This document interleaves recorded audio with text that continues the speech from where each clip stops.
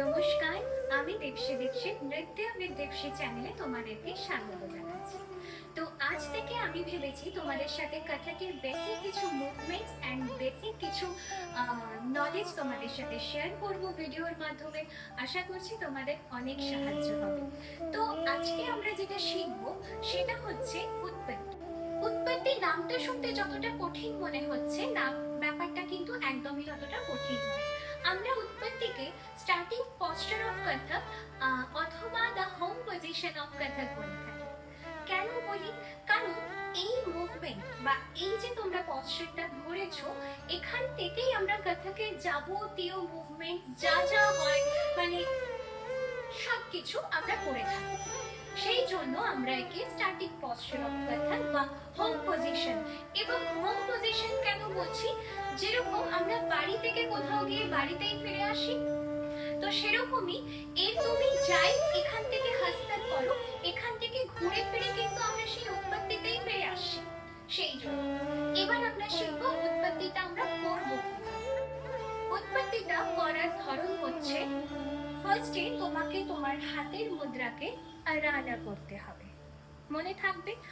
আর আরেকটা আমি তোমাদের জিনিস যেটা কাছ থেকেই দেখাতে পারবো সেটা হচ্ছে উৎপত্তি করার সময় আমাদের চেস্ট থেকে যে ডিস্টেন্সটা হয় হাতে বা এই পশ্চারটা, সেটা এই ডিস্টেন্সে থাকবে, একদম দূরে না, একদম কাছে না, ঠিক এই ডিস্টেন্সে থাকছে, ঠিক আছে?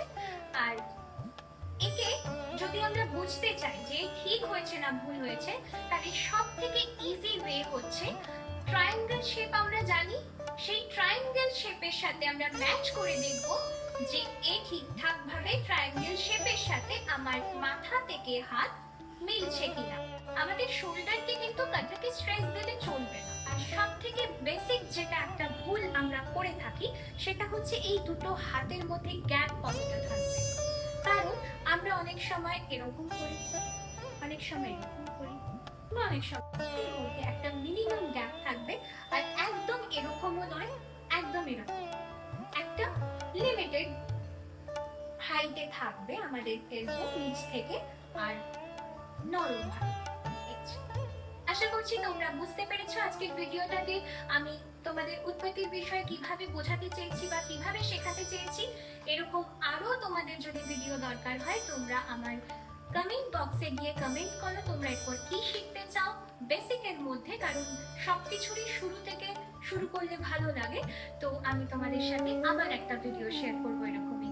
আর আমার আরো এরকম ভিডিও পেতে হলে তোমরা আমার নৃত্য উইথ দেবশ্রী চ্যানেলটাকে সাবস্ক্রাইব করো। আর এই ভিডিওটা ভালো লাগলে প্লিজ একটা লাইক আর কমেন্ট